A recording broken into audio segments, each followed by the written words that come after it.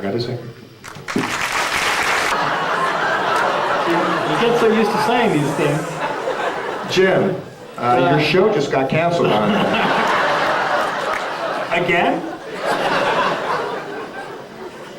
Sheriff Dupnik, why don't you talk a little bit about background checks and the mentally ill? Be happy to.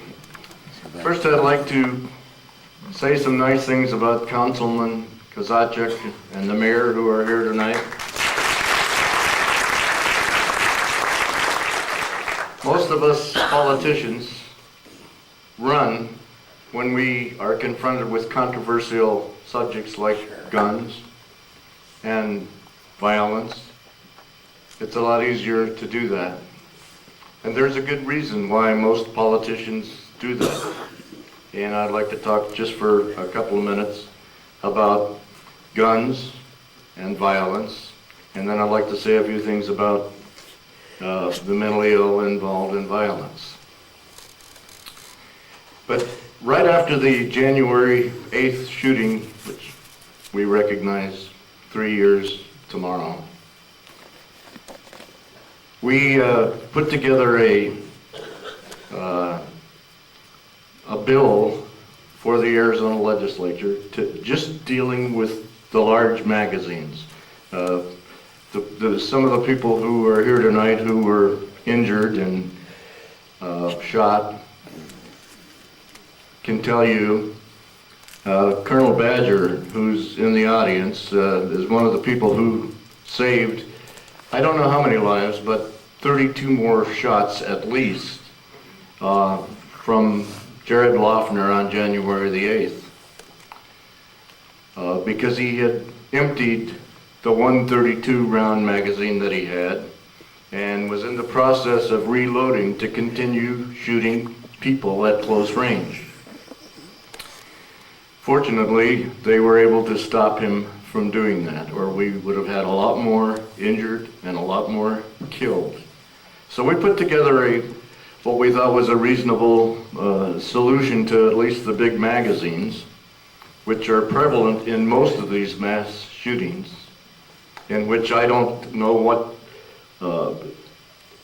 purpose they serve other than to do that. You don't need 32 rounds to go out and kill an animal. But the legislature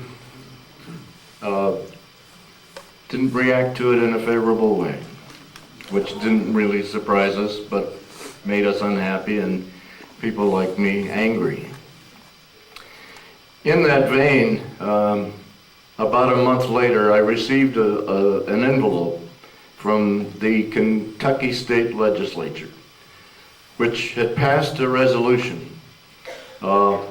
offering support and grief and condolences to all the people involved in the mass shooting in Tucson, Arizona.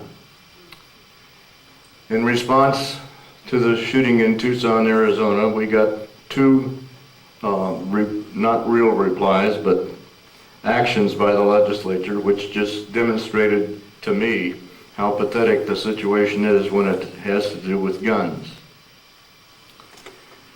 They passed a resolution not, of course, adopting our resolution that we do away with these large magazines. They instead adopted a state gun. This is just a few months after our shooting, and the word that we got back was from some of the leaders was, tell those people down in Tucson to quit whining. And that's the state of politics and guns. It really is.